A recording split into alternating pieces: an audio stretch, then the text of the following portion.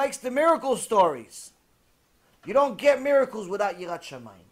You don't get miracles without putting your actual life on the line, Mesirut Nefesh, for Kvod Torah. Sacrificing yourself for the honor of the Torah. There's no miracles without it. That's what people fail to understand. People think, oh no, I'm going to go to this rabbi, he's this, he's that, he's okay, what? Why is he special? What did he do that's so special? Oh, he wrote a book, so what? Many people wrote books. Oh, he has the yeshiva, so what? Many people have yeshivas. So what? What's the big deal about him? Did he sacrifice himself? Did he do anything special? What's special about him? If you don't know, then you have to ask. You can't just automatically assume certain things. I know, for example, somebody asked me the other day about Rabbi Pinto, Rabbi Yisrael Pinto, and Shichyeh. And a lot of people always ask, how did he succeed? Shtabach Shimolad. I mean, aside from the kaparat avonot that he's dealing with health and law and so on, his Irgun succeeded in a big way. My Rav told me once, he said, I've always asked myself, everybody has certain siyata dishmaya to succeed, but how did he succeed? There's always a reason. There's always like one thing that you did that's it. Mesirut nefesh. What'd you do? Studying, a lot of people study. Read, a lot of people read. Write, a lot of people write. All these things people do. What was your mesirut nefesh? Someone came and said one time, I'm not jealous of the Rabbi Yosef Karo that he wrote the Shulchan Aruch. I'm jealous of the mitzvah that he did before he wrote the Shulchan Aruch to know how he got the merit to write the Shulchan Aruch. You have to do something. You don't just one day, I'm going to write Shulchan Aruch. That all of Am Yisrael is going to abide by this book, that's the law. Just because, you have a brain? A lot of people have brain. Baruch Hashem, Am Yisrael is very smart. What'd you do? What's the Mesirut Nefesh? So you should know, Rav Pinto, Shichyeh, if you're learning from him directly, it's a different story. If you're learning from somebody else that says he's connected to him, I can't vouch for that. I can say him himself, when he first started, before he was the famous Rabbi Pinto, before anybody knew who he was, he started a little kollel, a few people, and one day he didn't have money. Why didn't he have money? He didn't have money to pay the students, pay the avrechim. He came to his wife and said, okay, we're putting our house for sale. Why? To pay the avrechim. That's mesirut nefesh, Rabotai. You can put your house on sale to pay avrechim. Most people just say avrechim, I'm sorry, I can't pay you. I'll come up with the money, I'll pay you down the road, but I can't continue this. You're not going to sell your house. You're not going to sell your house for strange people. It's not your kids. Strange people. Or at least, listen, I don't have the money, I'll go borrow, I'll go this, I'll go do something. I don't have it now. No, sold the house. That's mesirut nefesh. People have no concept of what mesirut nefesh means. People think that just because they got a flat tire, that's mesirut nefesh. Or because they gave $100 tzedakah out of their $5,000 salary, that's mesirut nefesh. Mesirut nefesh is mamash putting your life on the line. Making yourself uncomfortable.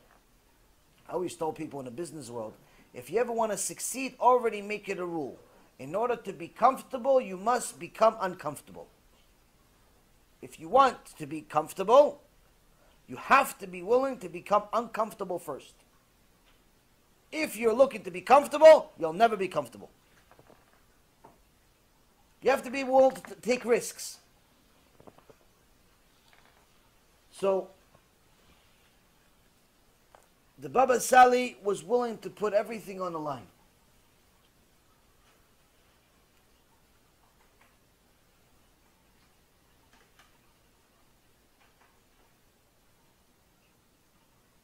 Rabbi Slum Kid Mizvil, 100 years ago, Rav Shlomo Goldman was the fourth Admo of the Chassidut Zvil. This is a ish kadosh that ran away from kavod in any way, shape, or form. One time, there was a famous drunk, non-Jewish drunk in the area, in Zvil, that broke into a Jewish house on Friday night. Broke into the house, saw that there's chalot, there's wine, helped himself. Started eating the chalot, started drinking the wine. As you would have it, he choked on the challah and died. The Baal Habayit, Rabbi Yitzchak, came to the house after Bekneset, and he couldn't open the door because this drunk Stefan was blocking the door. The body was blocking the door. After him and his wife pushed the door really, really hard, they open the door, Shem and Hashem, they see a dead body in the house. Now, it's not like today somebody in America sees a dead body in the house, they call 911, they come, they investigate, it's not you, there's DNA, there's private investigator, Salah Shalom, good luck, we're sorry to disturb you, we're sorry you had, they tell you, we're sorry you have a dead body in your house. We're sorry that he, they tell you it's karma. They blame karma for it. Oh, see, he stole from you. See, karma killed him, whoever karma is. Fine. In those days, it wasn't like this, Rabotai. You guys are living in Gan Eden. We're living in Gan Eden right now. We have religious freedom. We could say what we want. You could talk against the government if you want. You could do whatever you want. Back then, if a Jew had a non-Jew die even next to him, immediately they blame all the Jewish people, they start killing Jews. Kal v'chomer, needless to say, if the non-Jew is dead in the house. Say, see, blood libels they called it. You see, the Jews are killing the non-Jews again so they can use their blood for their matzah. That's what they must think. This is a legitimate thought. People to this day believe this. It's not like from 100,000 years ago. So right now they believe it, right now. Today, it's not as it was back then. But back then, Rabbi Yitzchak saw a dead body in his house. He said, Hashem Erachem, all of Am Yisrael that lives over here is in danger. Forget about me and my wife. Am Yisrael is in danger. He goes and he runs to the Rav's house. Rav Slum Kid, Am Yisrael is in danger. Friday night, Kvod Rav, we need your help. Kvod Rav, we need your help.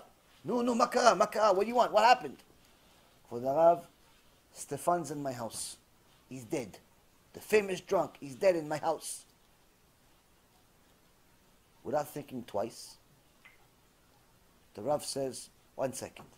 He goes to his bowl of cholent, takes a spoon, takes some cholent out, he gives it to Rav Yitzchak, says, go feed him. No, Kvod Rav, he's dead. Exact, go feed him. No, Kvod Rav, you're not understanding. He died, so he can't eat. Do what I said.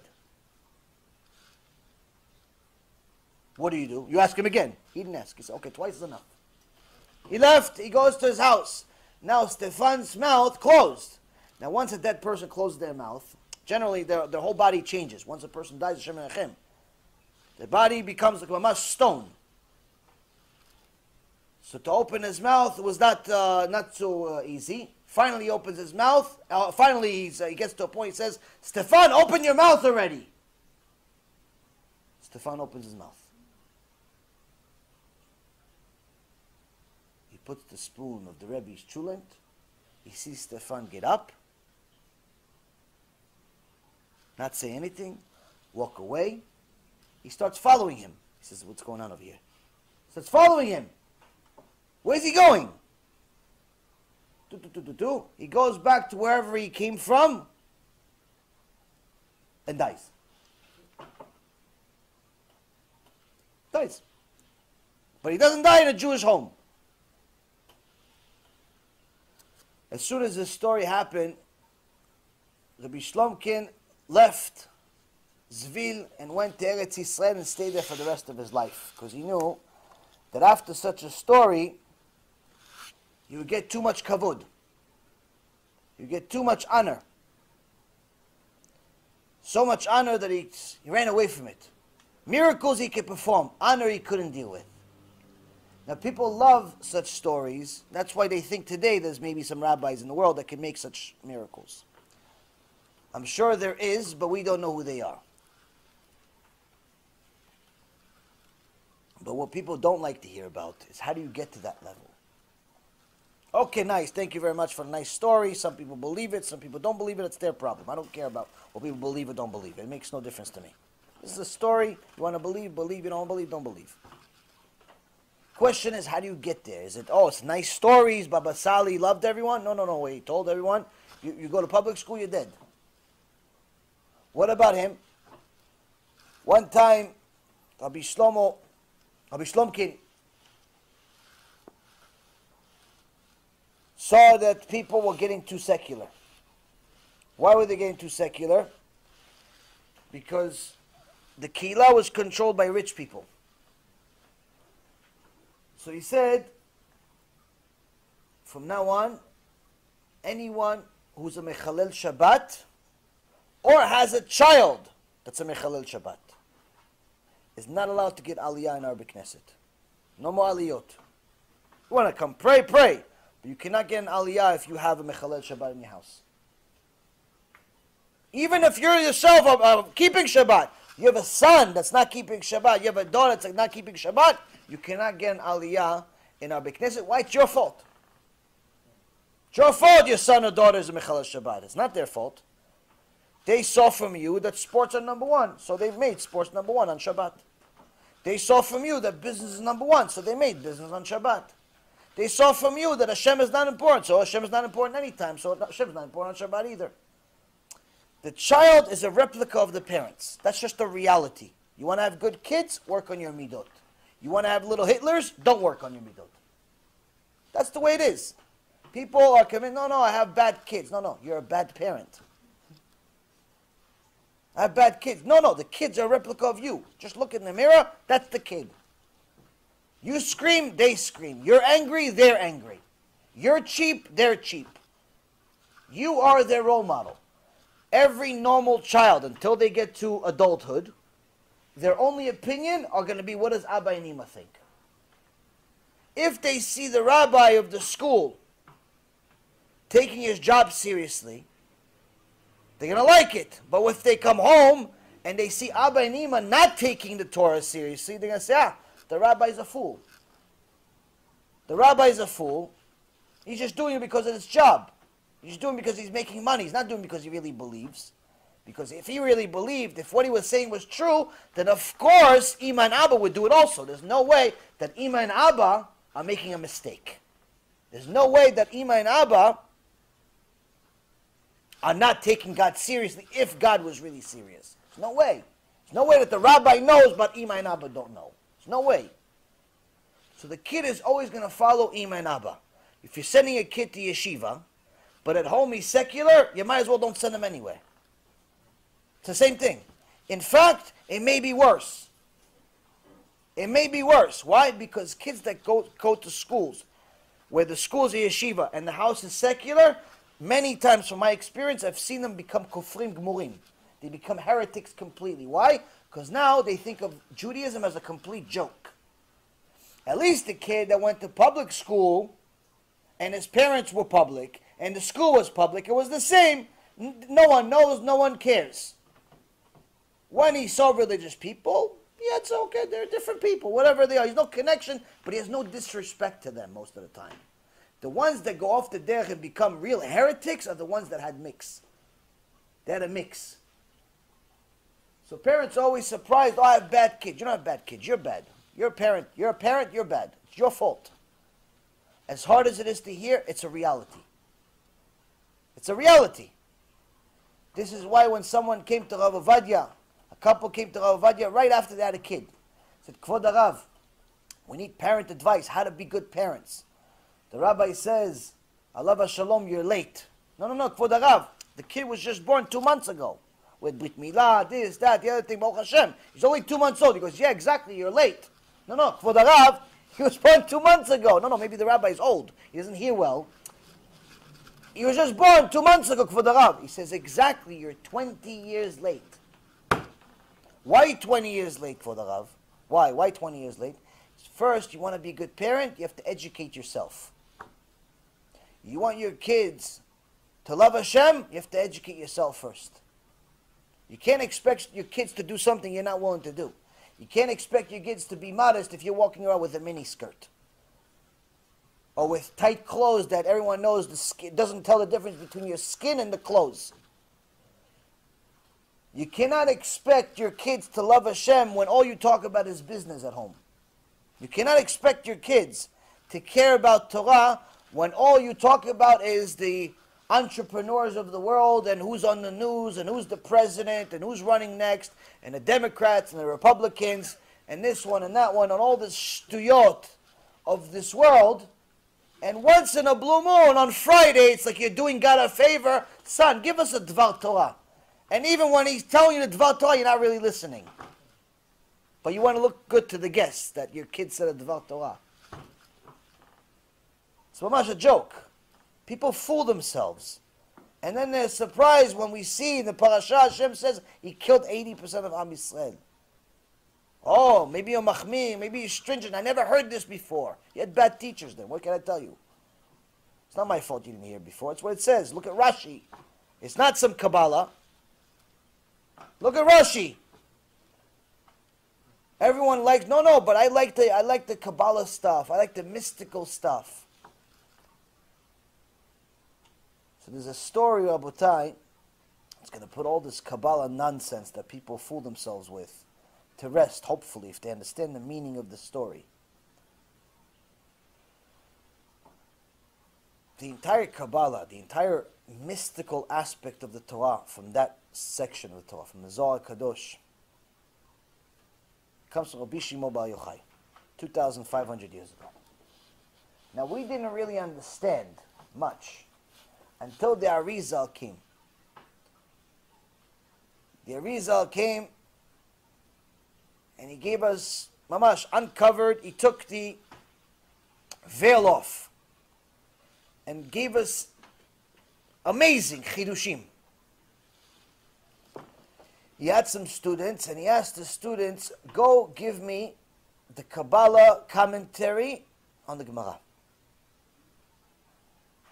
Now the Gemara itself has an enormous amount of mystical parts.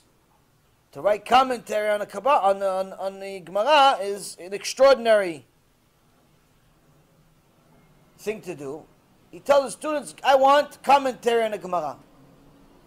They come back with 10 volumes of books just on a couple of Masechtot. Not on the whole Gemara. The whole Gemara would have been a library. Just 10 huge books, 10 volumes, just on a couple of Masechtot. Couple of tractates. He says, we think somebody's going to read all this? No, you got to minimize it. So people are going to read it. People are going to see it. They're going to read 10 volumes. For every 2 Masechtot, you're going to have 10 volumes. No one's going to read it. The real genius is to say the most amount of information in the least amount of words. That's the definition of genius. That's how you know if someone is smart. In today's books, by the way, as you know, all these fiction, non-fiction, this book, that book, it's all shtuyot. Why? The entire book can be written in 3 pages. The whole book can be written in 3 pages. Why do they sell you 500 pages? Why the 500? Because you're not going to pay $20 for 500 pages, for 3 pages. But for 500 pages, it looks chashuv. It looks important. Wow, it must be saying something special. 500 pages? In reality, the whole message you can say in 3 pages. Most of the books today are complete shtuyot, in anything, in all topics. Especially non-religious. So the Arizal says to his students, you have to minimize it. Okay. They minimize it, not enough. They minimize it, not enough. They minimize it, not enough. Eventually they minimize it something tiny, small. Here you go, for the Rav. Perfect. Unfortunately, it's not a chidush. What do you mean? It's Kabbalah. Yes. It's also exactly the same as Rashi. What do you mean? Rashi already wrote exactly the same words. Rashi wrote the same words 500 years before you. People think Rashi is like so for 5th graders. People think it's for little kids. They don't realize the wisdom of Rashi. The Ramban, Alav Shalom, said what Rashi did for the Gemara, give commentary, I can do. Why? Because it's intellect, it's wisdom. What he did as far as commentary on the Chumash, I can't do. Why? That's Ruach HaKodesh. Same generation.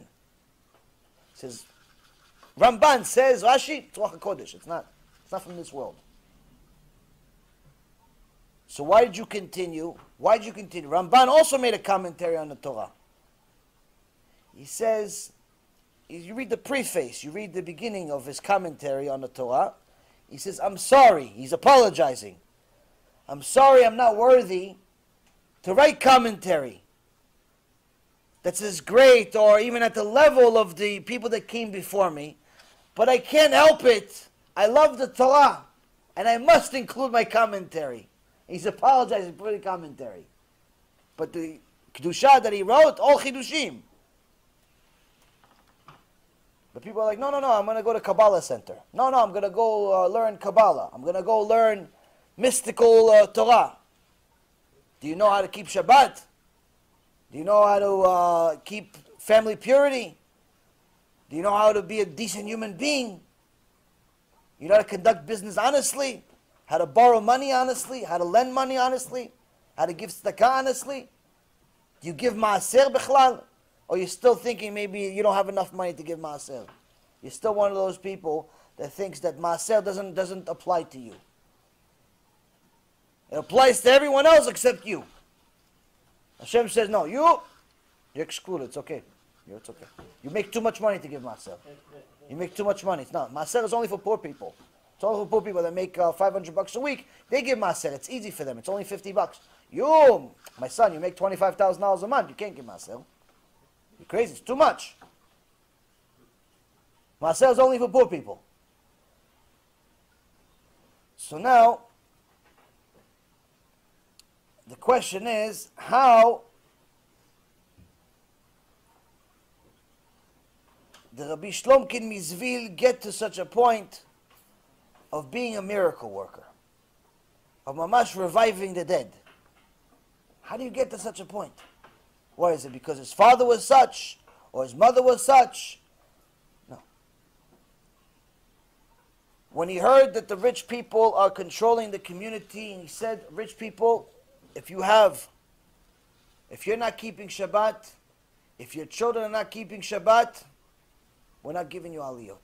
We're not letting you have an aliyah. In those days, by the way, an aliyah was very important. Today it's important, but not as it was 100 years ago.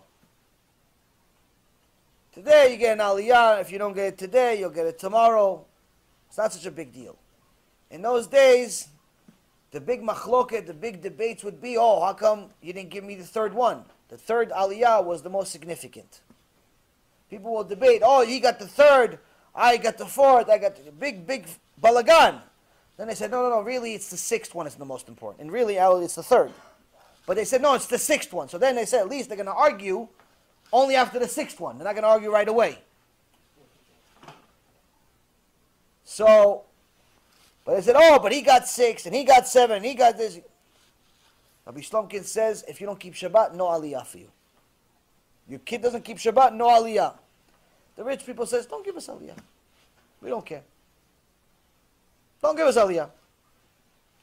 Keep your aliyah. Oh, no problem. Rabbi Slum Kid says, he went to the water, to the people that run the water. Water companies. Not like today, you turn on a fountain and water comes out. In those days, you have to buy water. He goes to the people running the water company. He says, from now on, you're not selling water to the rich people. It's for the Rav. They're the number one customers. They take showers every day. They, they buy extra. They have parties. They have get-togethers. That's the number one customer. We're going to lose money for the Rav. It's 50% of the profits, 50% of the business. Because you're not allowed to send the water. Why? The Mechaleh Shabbat. There's no bracha in the money. Don't worry about the money. I promise you, I will pay half of any losses you have. I'll vouch for it. How much money does he have? Nothing. Nothing. Why doesn't he have anything? He's 24 years old right now. He's an avrech. No one knows who he is, bichlal. The rich people continue. Do you want to sell us water? We'll buy from the goyim. Buy from somebody else. We don't need your water. Rabbi Slum Kid says, okay, you still don't want to do tshuva? Fine. Anyone to mechalel Shabbat or has a child that's a mechalel Shabbat, we're not burying anyone of that family in a Jewish cemetery. Chevra Kadisha, not allowed to talk to them. Not allowed to talk to them. At that moment, that was the straw that broke the camel's back. Many of the rich people came and said, okay, fine. We'll do tshuva, chatanu, avinu, pashanu. Okay, water we can get from the goyim. Aliyot, we don't really care too much. We're not even keeping Shabbat. What do we care about aliyot? But I don't want to be bad. It's disrespectful for us to be buried with the goyim. Okay, kvod harav, chatanu, avinu, pashanu, except one guy. Except one guy. One guy says, take your cemetery, take your chevra kadisha, take what, I don't care. I'm not doing tshuva. Who's this guy? The richest one of all. Rabbi Slum Kid came to him and he says, you have to do tshuva. You have to do tshuva. You have to make sure that your kid keeps Shabbat. He says, I'm not doing nothing. Who are you? Don't tell me what to do. He says, listen, I promise you, if you don't do tshuva, you're going to pay for it, you're going to suffer. Because what are you going to do to me? He says, you're going to suffer. If you're not going to do tshuva, you're going to suffer. Test me. A day later, his son died. He wants to get Chevra Kadisha to bury him. We're not burying him. Not keeping Shabbat. We're not burying him. Okay, I'll find the goyim to bury him. The goyim don't want to bury him either. Nobody wants to bury him. He starts seeing his own son's body rot.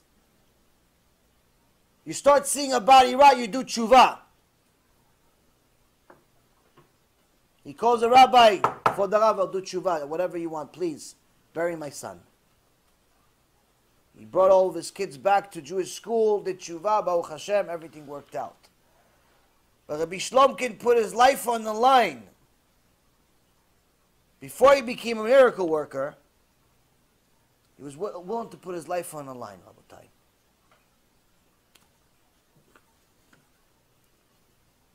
A lot of people have things to say about Satmar. The Satmar movement today is based on Rabbi Yoel. Rabbi Yoel Misatmar was an Ish Kadosh, Ish Emet. Unfortunately, some of his students broke off and are not really considered really his students. Like, for example, the Neturei Karta, Yimach Shemam V'Zichram, that hug the Iranians on TV and burn Israeli flags and so on. They say they're his students, but they're not connected to him at all in any way, shape, or form. All they are is a walking Chilul Hashem. Rabbi Yoel, on the other hand, was a Ish Kadosh. If people needed miracles, if people needed anything, he was available. There was no questions asked of whether it's possible or not. The question was, how fast can you get to Rabbi Yoel? How fast can you get to him? One time his driver got into an accident and unfortunately killed a non-Jew. And he knew this meant trouble. Why? The Goyim didn't give us a trial. As soon as a Jew killed a non-Jew, that's it, we're killing all the Jews. Immediately they arrested him and they were planning on lynching him. Rabbi Yoel called one of the local government members, who was a low-level government member. He said, "Go free him." He goes, "Yeah, Kvod Harav, listen, I know you're important, man, but it's not my position. I don't have that that position. I'm not that high in the food chain. He goes, from now on, you are. Excuse me? From now on, you are. 5 minutes later, you got a phone call. Okay, you got the position. You're the new leader. He went in freedom. When you're Ish Kadosh, nature is only based on what you say. Why? Hashem decides to change the world based according to you. You don't get there without putting Mesirut Nefesh. You don't get there. One of the things that I heard about Rabbi Yaron